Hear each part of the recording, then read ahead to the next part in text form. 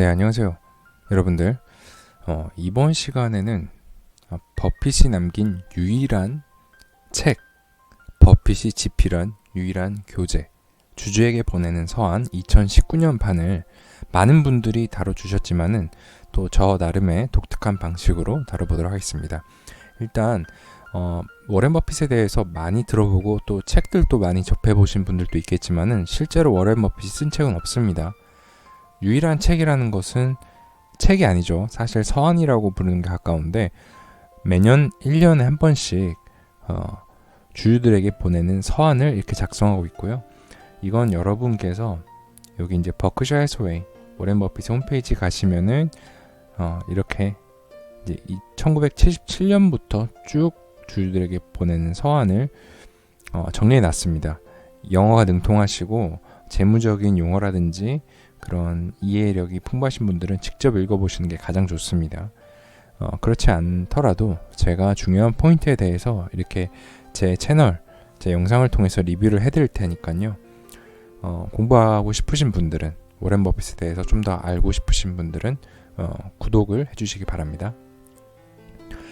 그래서 이런 형식으로 되어 있어요. PDF 형식으로 되어 있고 보시면은 이런 식으로 정말로 주주들에게 하고 싶은 말들, 자신이 왜 이 종목을 구입했고 올해는 어땠고 올해 수익은 어땠고 그리고 심지어 자기가 어떤 미스테이크를 만들었고 또 어떤 손실이 났고 이런 것까지 아주 투명하게 자세하게 주주들에게 전달을 하고 있습니다. 여기서 또 눈여겨보실 게 실제로 워렌 버핏은 상당히 많은 주식을 보유하고 있는데요. 이 중은 이제 메이저, 그 중에 가지고 있는 대표 종목들 중에 하나입니다. 흔히 워렌 버핏을 약간 공부해 보신 분들이 생각하시는 게 워렌 버핏은 소수 종목에 집중한 투자자라고 하는데 사실 그럴 수가 없죠. 버핏이 회사 시가총액 규모가 삼성의 2배 이상이 됩니다. 그러니까 엄청 큰 회사고 따라서 포트폴리오 구성, 종목 분산은 필수입니다. 그렇기 때문에 지금 요 탑 10일 거예요.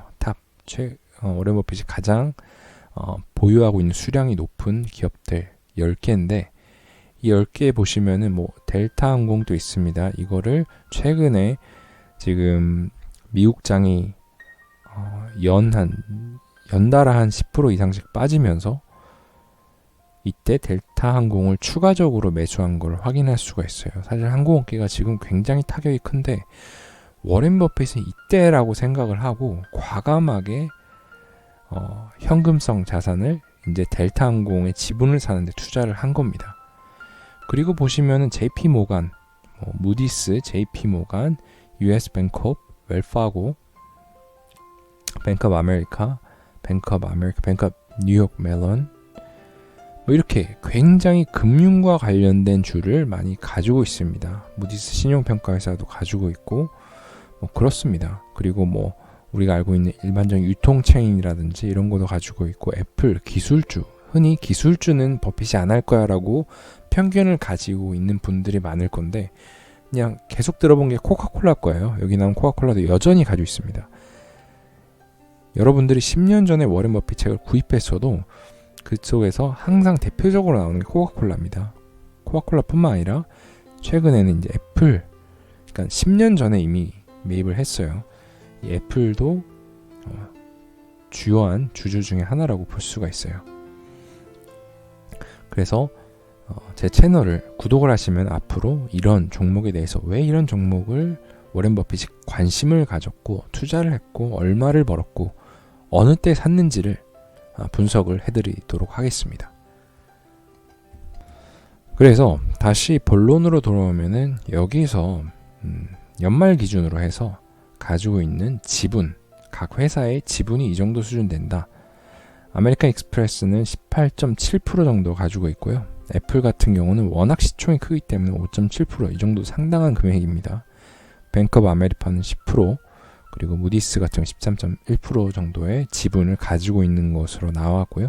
여기에서 나오는 디비던스, 배당금 규모라든지 여기 단위가 밀리언스입니다. 달러가 아니에요.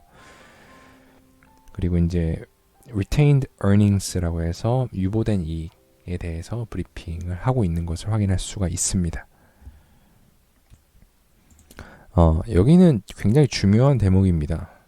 워렌 버핏은 정말 고지식하다 싶을 정도로 이거를 여러분들의 주주들의 서한, 주주에게 보내는 서한뿐만 아니라 CNBC 그 뉴스라든지 인터뷰 보시면 항상 수십 년 동안 반복해온 말들이에요. 이 원칙을 철저하게 지키고 있습니다. 실제로 제가 종목을 나중에 개별적으로 버핏이 가지고 있는 종목을 분석을 해드리면서 말씀드리지만은 자신의 투자 원칙을 철저하게 지키는 그런 안 좋은 말로 하면 굉장히 고지식한 거고, 좋은 말로 하면은 그만큼 확고한 투자 철학에 의거해서 투자하는 원칙주의자라고 볼 수가 있습니다.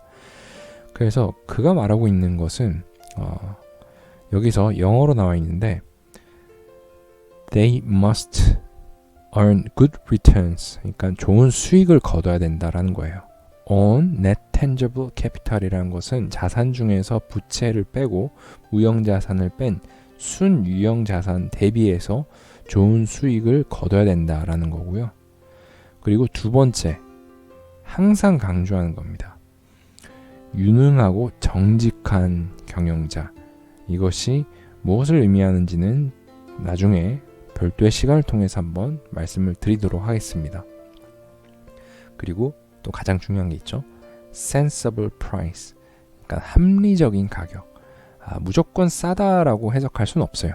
합리적인 가격이라는 것은 그 회사의 어떤 성장성, 수익성 대비해서 적정한 가격일 때 산다라는 거예요. 그거를 최근에 이제 델타항공 지분을 늘린 거에 대해서 우리가 생각을 해보자면은 아무래도 센서블한 프라이스는 이렇게 장이 한번 크게 충격을 받을 때, 금융 위기 때, 이럴 때 아무래도 워렌 버핏이 말하는 그런 센서블한 프라이스가 오는 것 같다라고 볼 수가 있습니다.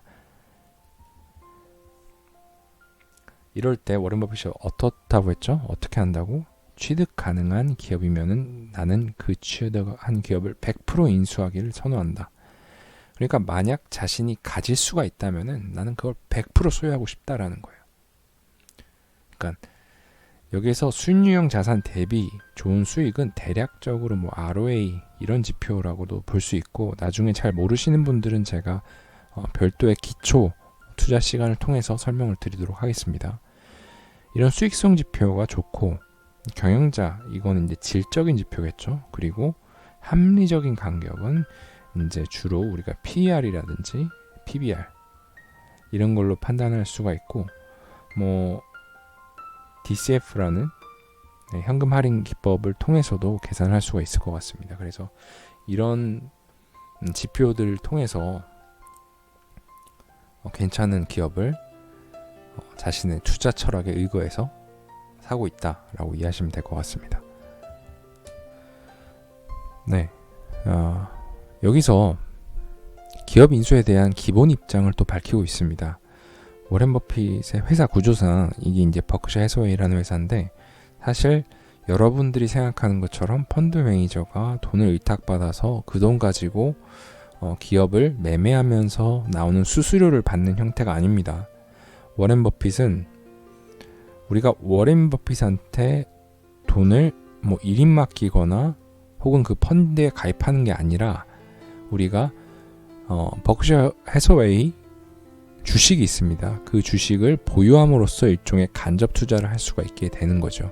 이런 식으로 하고, 실제로 버크셔웨이는 회사를 여러 회사가 있습니다. 규모에 따라서 그 소유권의 일부 10%의 지분을 들고 있는 회사도 있고, 작은 경우는 100%까지 다 인수한 기업도 있습니다. 그러니까 완전히 지분을 갖는다라는 개념, 회사를 부분적으로 인수한다 혹은 전체적으로 인수한다라는 개념으로 이해하시는 게 훨씬 낫습니다. 그래서 이런 형태이기 때문에 워렌 버핏은 인수라는 경험을 굉장히 많이 해봤습니다. 이때 본인이 밝히는 항상 약간 회고록 같은 얘기는 뭐냐면은, 구매자의 입장에서, 인수한 사람의 입장에서는, 인수하는 기업의 입장에서는 항상 unpleasant surprises, 아주 불쾌한 서프라이즈를 만나게 된다. 불쾌한 사실들에 마주치게 된다라는 얘기예요. 그러니까 어떤 표현을 썼냐면은 It's easy to get dreamy-eyed during corporate courtships. 그러니까 그러니까 피인수가 되는 기업이 구애 기간 동안은 그 인수하는 사람의 판단력이 흐려질 가능성이 굉장히 높다라고 얘기를 하고 있어요. 그래서 버크셔 해서웨이가 이거는 본인들이 실제로 소유한 기업에서 사실 만족스러운 수익률을 올려준 경우도 있지만은 사실 적지 않게 이런 unpleasant한 surprises를 선사했을 수도 있어요. 그렇기 때문에 워렌 버핏은 항상 개인들이 투자할 때도 회사가 그 세를 확장할 때 A라는 업을 하고 있는데 B라는 업을 하고 있는 조그만 회사를 인수하면서 혹은 뭐 C라는 업을 하고 있는 회사를 인수하면 돈이 된다고 다 인수를 해가지고 이렇게 문어발식으로 확장을 시켜 나가는 기업들을 굉장히 부정적으로 봅니다. 왜냐하면은 이 둘이 서로 다른 이종 간의 교배를 통해서 더 나은 종이 나올 가능성은 작다라고 보는 거예요. 그러니까 기업 입장에서는 그런 서로 여러 가지 그런 사업 분야에 확장하다 보면은 그 기업이 시너지가 오히려 떨어지고 기존 산업, 기존 영역까지 안 좋아지는 경향이 많기 때문에 대부분 이런 경우는 시너지가 없을 공산이 높다라고 보고 있습니다. 그렇기 때문에 이런 기업에 투자하는 것을 사실 좋아하지 않고요. 여러분께서도 어떤 A라는 기업이 있는데 B라는 거를 인수하겠네, 뭐 C라는 기업을 인수한대, D라는 기업을 인수한대, 이렇게 해서 서로 업종 간의 관련성이 그렇게 높지 않다라면은 그 기업을 사는데 일단 의심부터 해보시는 게 좋습니다. 워렌 버핏은 한 90%의 확률로 시너지가 안 날 가능성이 높다라고 굉장히 강한 어조로 항상 인터뷰나 그리고 주주의 선언에서 밝히고 있습니다. 네, 이번 시간에는 주주의 서한 일부분에 대해서 한번 얘기를 해봤습니다. 여러분께서 그 이후에 나올 주주 서한의 어떤 포인트에 대해서 또 듣고 싶으신 분들은 구독을 해주시면 되고요. 여러분들의 구독과 좋아요는 앞으로 이런 좋은 컨텐츠 제작에 더 큰 힘이 될 수가 있습니다. 그리고 제가 말씀드린 부분은 여러분들의 교육적인 목적에서 들어주시고 실제로 여러분들이 뭐 투자와 관련된 부분은 모두 여러분께 책임이 있음을 말씀드리는 바입니다.